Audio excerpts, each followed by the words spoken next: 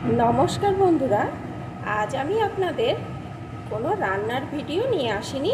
आज आमी आपनादेर एकटा भाजा मशला तैरी करे देखाबो जे मशलाटा आपनारा निरामिष आमिष जे कोनो रान्नाय एकटु व्यवहार करले स्वाद द्विगुण बेड़े जाय। सेई मशलाटार रेसिपिटा करेई आज आमी आपनादेर देखाबो। आसुन बंधुरा ताहले देखते थाकुन, एकटा लाइक दिए मशलाटा तैरी करार जन्य एखाने आमी ग्यास ओभेने आगे थाकते एकटा कड़ाई बसिए दिएछि। कड़ाईटा गरम करे निये ग्यासेर जोरटा एकदम लोते करे दिएछि। एखन आमी एके एके एर भितरे मशलागुलो दिए देब। प्रथमे दिए देब किछुटा परिमाण गोटा गरम मशला।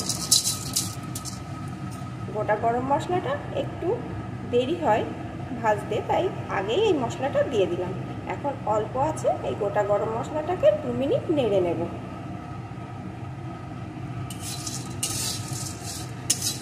बंधुरा आमी एई मशलाटा करे राखी सारा बछर जन्य, जेटा आमार रान्ना करते खूबই उपकार হয়। আর যে কোনো রান্নায় যদি একটু ব্যবহার করা যায় না, রান্নার স্বাদ দ্বিগুণ বেড়ে যায়। এইভাবে একটু নেড়ে নেব।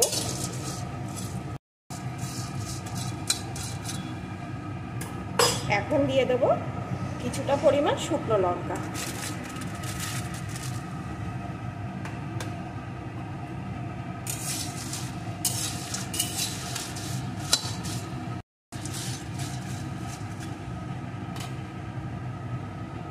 দিয়ে দেব গোলমরিচ।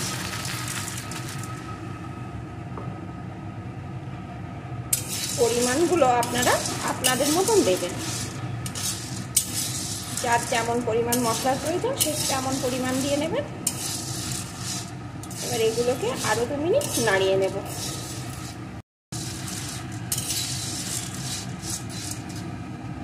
এখন দিয়ে দেব কিছুটা গোটা ধনে।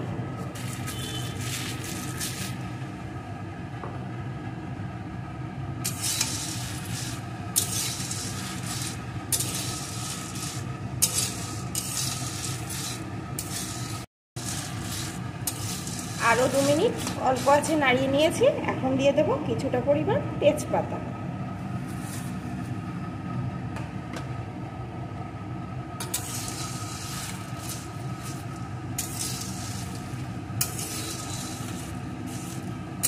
আরো 2 মিনিট এইভাবে নাড়িয়ে নেব।